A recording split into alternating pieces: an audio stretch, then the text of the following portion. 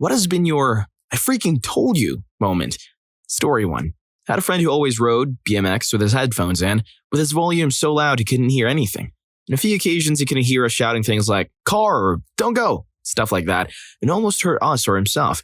He crashed into me after I fell because he couldn't hear people shouting stop, and I flipped out and told him that one of these days he was going to really hurt someone or himself. A week later, he rode directly out of a friend's driveway and got blindsided by a car. He was fine, saved some cuts and bruises, but his bike was destroyed and he broke her windshield. Her lawyer basically proved it was his fault and he had to pay for the whole thing. I told you, you idiot. His parents paid for the whole thing, bought him a newer and nicer bike, and he told people this long story about getting hit by a car, and that's why he only rides with one headphone in. Bonus story about this jabroni: he would put his mom on the phone well into high school if he had a disagreement with a friend. Like, imagine being 17, having an argument with your friend, calling him to talk about it, and he puts his mom on the phone. Anyway, to this day, he can't take responsibility for his actions, and we haven't been friends since our late teens because of it. Long story, but he got me and a few other people arrested in an attempt to not take responsibility for his own mistake. I did really enjoy watching his divorce happen publicly on Facebook last year, though. I feel such pity for these types. They'll never become proper adults, especially this guy. I wonder if he'll even be alive to become one. Story 2. My ex, who I remained good friends with and nothing more, started dating someone. After he introduced us, he asked me what I thought of her, and I said I had a bad feeling and to be careful. The more I got to know her, the more I told him she was bad news. He laughed it off, trying to say that I'm just saying that because I still have feelings for him. I didn't. A few years later, he's having to get legal representation. She destroyed his business and his family, stalked and harassed him, and even had him under investigation by the FBI. It took him a couple of years to clean up the whole mess. I totally said, "I told you so." I just felt really uncomfortable around her. Ever meet someone and right away you feel a connection and want to get to know that person? With her, it was the complete and total opposite. I have another friend that completely trusts my intuition. He would always introduce me to a girl when they started dating, and if I said I didn't like her, he'd drop her, and would later find out something where he was thankful to dodge that bullet. When he met the woman who is now his wife, I literally fell in love with her immediately. She's incredible. I wish I had that same kind of sixth sense with the men I choose to date. Lol. Story 3. When I was young and still living with my parents, there were a lot of squirrels in our neighborhood. One morning I was pulling weeds in the front yard and heard the sounds of squirrels moving around, coming from the ceiling of the porch just under our attic. I told my dad immediately, but he was absolutely sure that I was just hearing squirrels on top of the roof and there was nothing to worry about. This happened a few more times over the summer, but each time my parents said they couldn't possibly be in the attic. Cut to several months later, during a peaceful Sunday morning breakfast, when what can only be described as a ball of loud, angry squirrels thumped down in between the walls of our kitchen, we listened to them trying to climb back up and squabbling with each other for hours until a pest control guy came and got them out, confirming that they had entered through a hole in the roof and set up a nest in the attic, which fell into the cavity between the walls. I've never felt so vindicated in my life. All squirrels were safely removed and relocated outside. Story 4. Kind of a sad story, and I refrained from saying it in the end, but my roommate had a cat for years, and when I moved in, her boyfriend had a dog. They got along swimmingly. They decided to get another dog they saw on Craigslist, and within 2 hours of finding the post, the dog was in her house. She's a border collie or Australian shepherd mix. The cat was then unseen for 2 weeks, hiding in the couch somehow. On New Year's, my roomies were gone, and I heard growling from the kitchen. She had pinned the cat in the corner, about to attack, so made the dog leave so the cat could escape. I told them of the incident and that it wasn't a good idea for the new dog to be here. They ended up just making the cat live in a single room for 6 months while the new dog had free reign of the rest of the house. One day, I got a call from my roomies, and apparently, the cat tore through the window screen and was in the backyard. They came home and let the dogs out. Apparently, the cat put up a major fight, because the collie mix was covered in scratches, but the dog ultimately won. They found the poor kitty, laying there, gone in the backyard a few minutes later. The boyfriend came up to me and said, "You were right. It was not something I wanted to be right about. R.I.P. little kitty." Story 5. I had a new family move in next door several years ago and caught the husband who smacks his wife around vibe almost immediately. She wouldn't look at anyone, smile, and almost look like a zombie. The dude tried interacting with other neighbors and seemed to be doing a good job pretending he wasn't a person. One day I ran into one of the neighbors and we started talking about the newbies on the block. My neighbor didn't seem too concerned, but I just couldn't shake the feeling that the new dude was bad news. Fast forward 3 months, and my wife and I were woken up by some loud banging and screaming. She called the cops, she grabbed my firearm to see what was going on. The next thing I see is the neighbor's wife running out of their front door, pleading for help, ended up holding the dude at gunpoint until police arrived 10 minutes later. The next morning I made a point to say, "I told you so," to anyone who thought that the worthless piece of garbage was a good human. And yes, he was arrested and charged. Spent 6 months in jail and they took off with one another the second he was released. Dude, that sucks. He did the right thing and ended up with the worst possible outcome. Only 6 months in jail and they got back together either way. Ooh, something came in the mail today. I wonder what it is. It's Rufus Rugs! Got him! Now, hopefully after this ad plays, you two can say you got him a rug from Rufus Rugs. Now me and the boys have been grinding non-stop 24/7, making one-of-one hand-tufted premium rugs. Now there's a chance you own a carpet that looks something like this.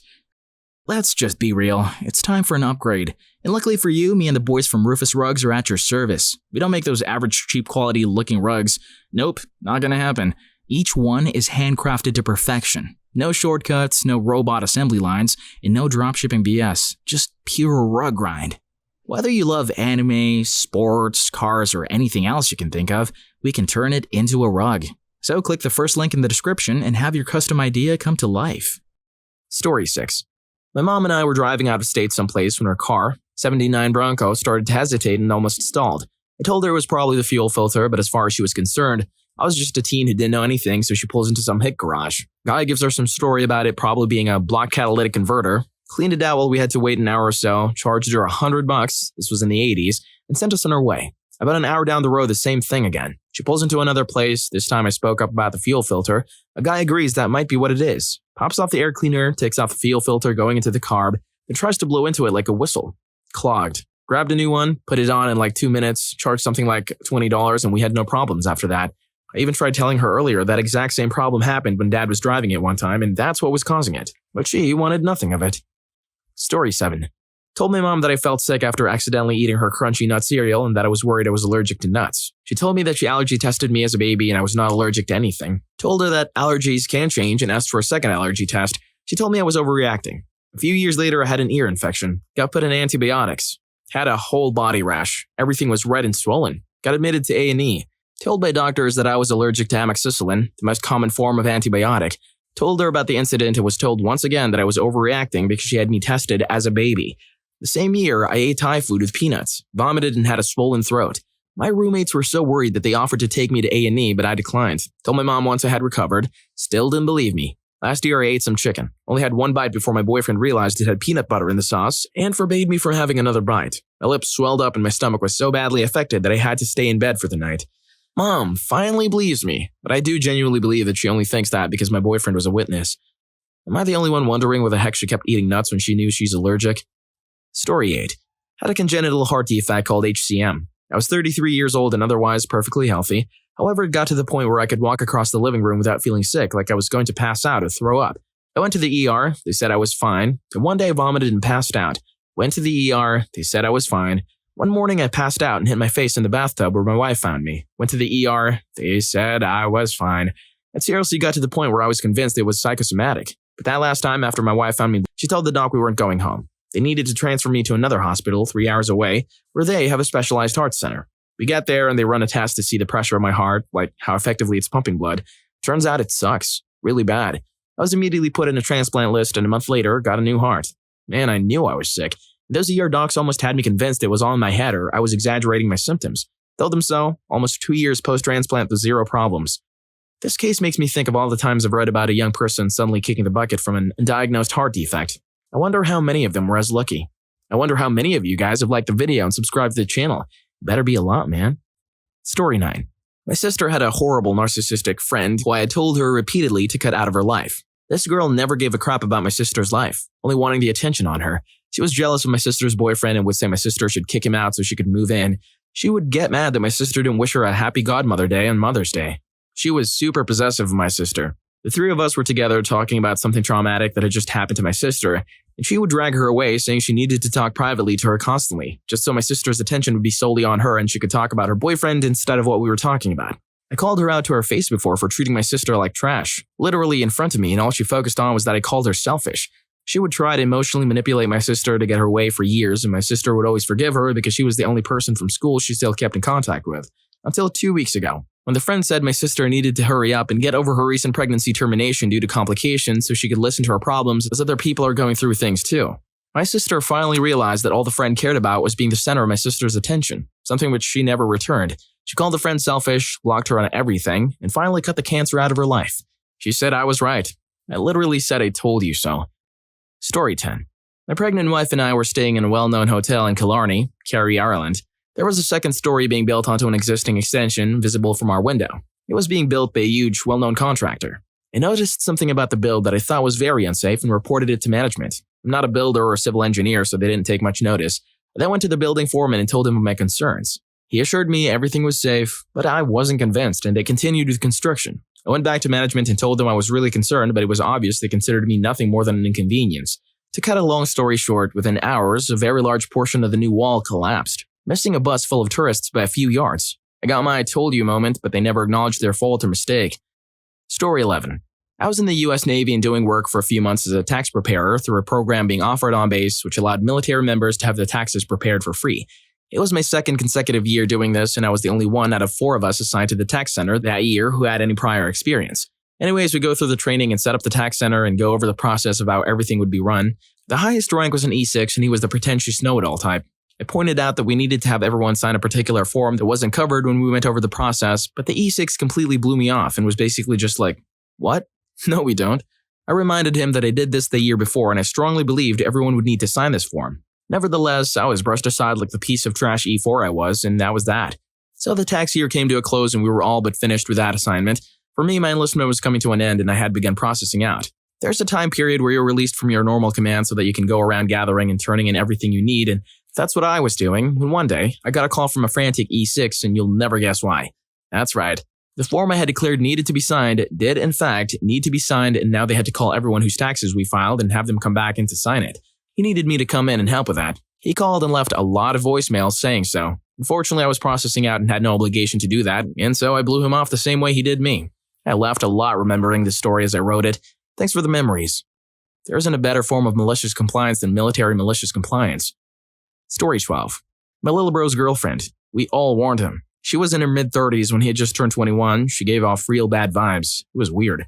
Then she gets pregnant. Mind you, 2 months into knowing her, he says, "No biggie." Then she says she's keeping the baby and does not want him involved at all. He, being 21, she rakes him over the courtroom to take full custody. Knows he's short on money, so delays hearings because he fights to be in his son's life. Her entire family steps in trying to instigate terrible circumstances, and it gets worse and worse.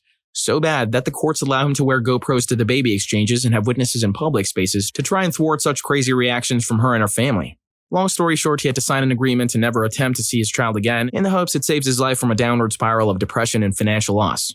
I'm sure we'll hear more from her as soon as he starts making good money. He's certain it's over. I hate to say it, but we all tried to tell him. Not trying to be ignorant, but only 2 months into knowing her, is the kid really his?